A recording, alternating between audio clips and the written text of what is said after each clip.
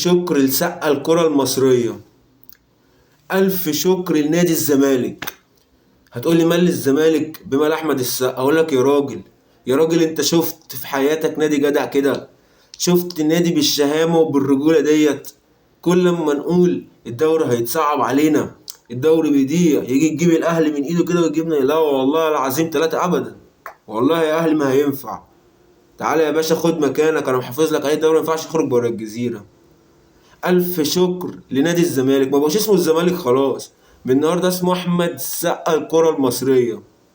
والله ما عارف أقول لكم إيه. والله العظيم تلاتة إنبي بيوجعني، إنبي بيوجعني يا كابتن أيمن يا شريعي، اللي قعدنا نهاجمك وطلعت بتنيمهم. إيه يا راجل اللي أنت عملته ده؟ ده اداكوا قفا، مشيها قفا، اداكوا قفا. وإيه اللي لعيبة إنبي عملوه ده؟ ألف شكر لنادي الزمالك أحمد السقا الكرة المصرية.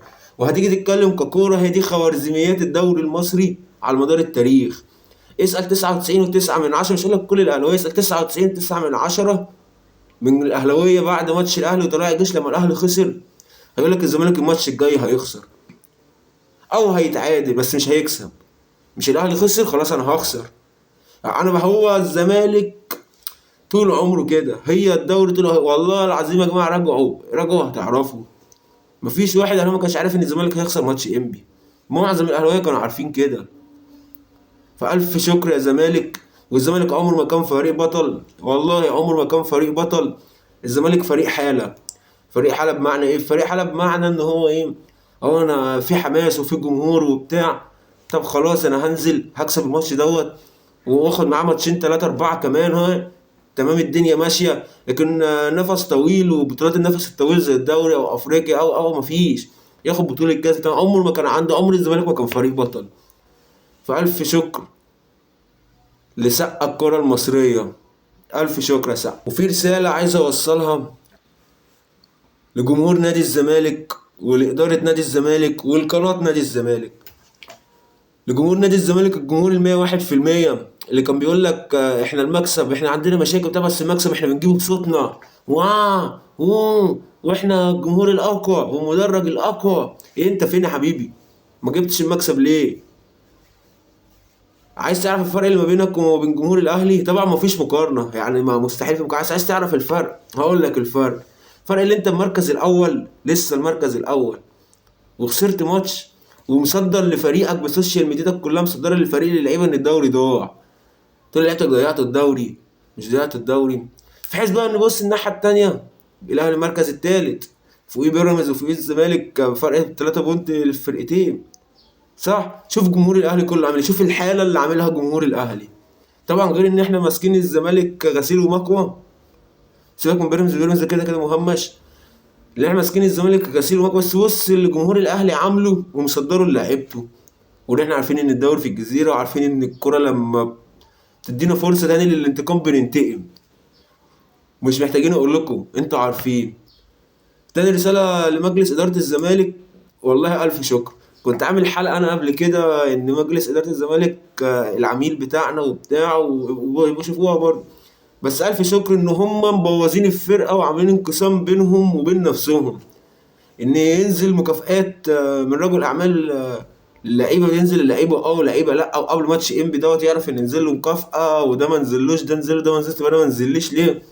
هوب نزلوا ايه اللي حصل؟ خدوا الزغروف، خدوا الزغروف واتلعب عليهم ماتش كوره. وابننا حسام عبد المجيد، ولا اهو حسام عبد المجيد اهو، احلى مسا عليك. لقناه الزمالك، علوا الزغاريت، علي الزغاريت. انتوا احتفالكم بيبقى في لحظتها، لان انتوا عارفين انتوا ما عندكوش نفس طويل مش هتكملوا، فبتحتفلوا في وقتها. اللي هو احنا كسبنا ماتش، احنا مصدرين فرق 3 نقط والاهلي خسر، ونكسب ماتش كان يبقى 6 نقط. علوا لي الزغاريت، يا ريت تعلي الزغاريت بقى، علي، علي قوي. عايز اقول بس لاداره الزمالك والجمهور الزمالك والقناه الزمالك بتاعت الزغاريت، شكرا لحسن تعاونكم معنا. ألف شكر لسقا الكرة المصرية بجمهوره بإدارته بقناته. عايزين بقى نتكلم عن الأهلي شوية وعودة الروح للأهلي.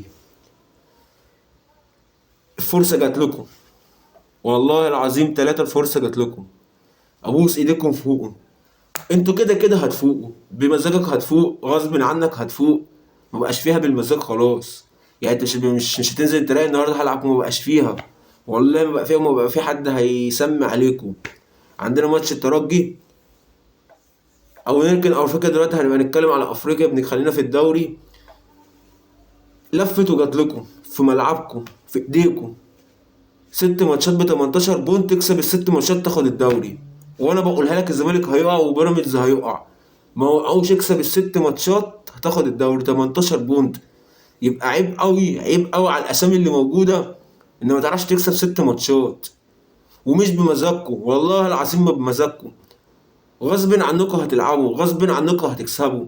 ما فيهاش نقاش، ما فيهاش كلام. مش لسه هنشوف يا رب نكسب يا رب يلعبوا حلو؟ مفيش. مبقاش في وقت للكلام دوت.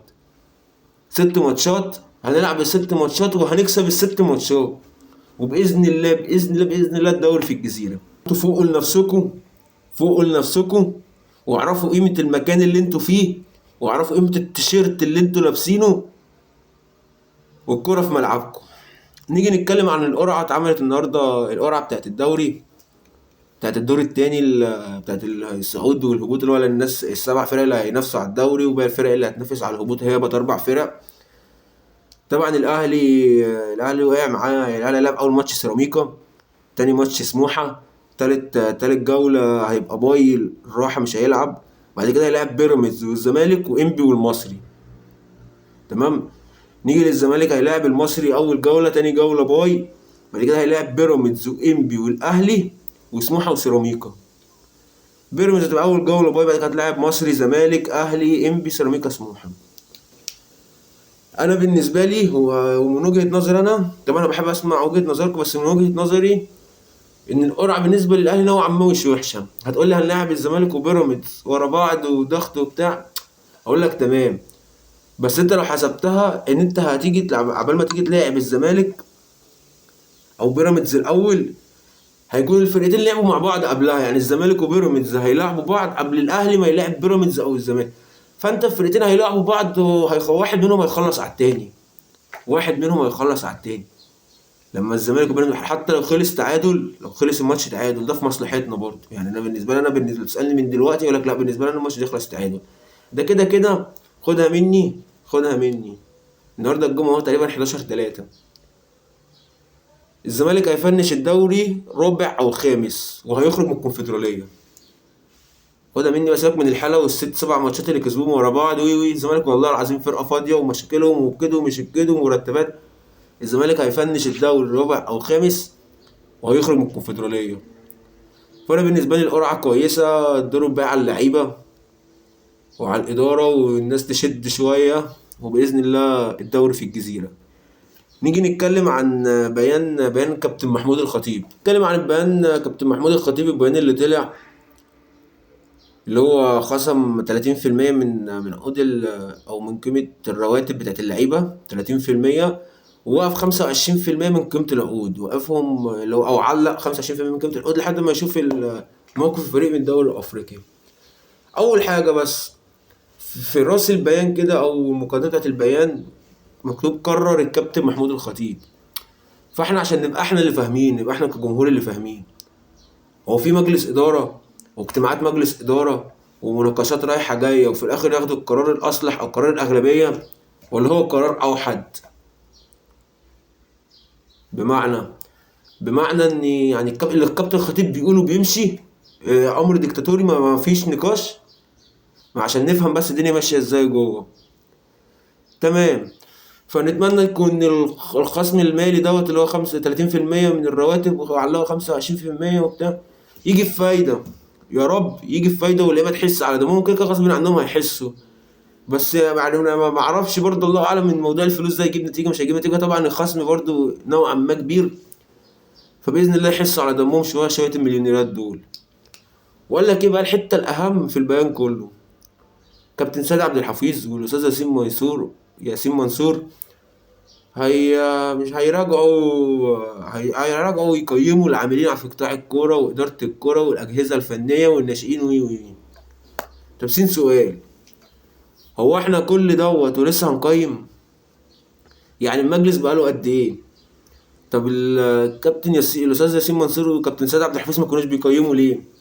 ولا احنا ما بنحسش غير في الخساره؟ ما بنحسش غير ليه ما بنتابعش ليه؟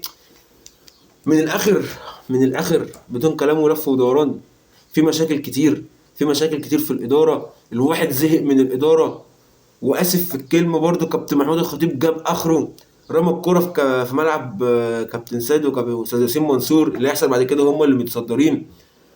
الفترة اللي فاتت او الكام يوم اللي فاتوا من ساعة ماتش طلائع الجيش عايزين يشيلوا ليلى لوليد صلاح الدين. في اخطاء من وليد صلاح الدين وفي حاجات كتير مش متفق فيها معاه، بس ما يشيلش الليلة كلها لوحده. ربنا ييسر الامور، وباذن الله ناخد الدوري، وباذن الله افريقيا، وبعد كده نشوف الكلام ده كله. بس مش هنسكت كتير، باذن الله خير.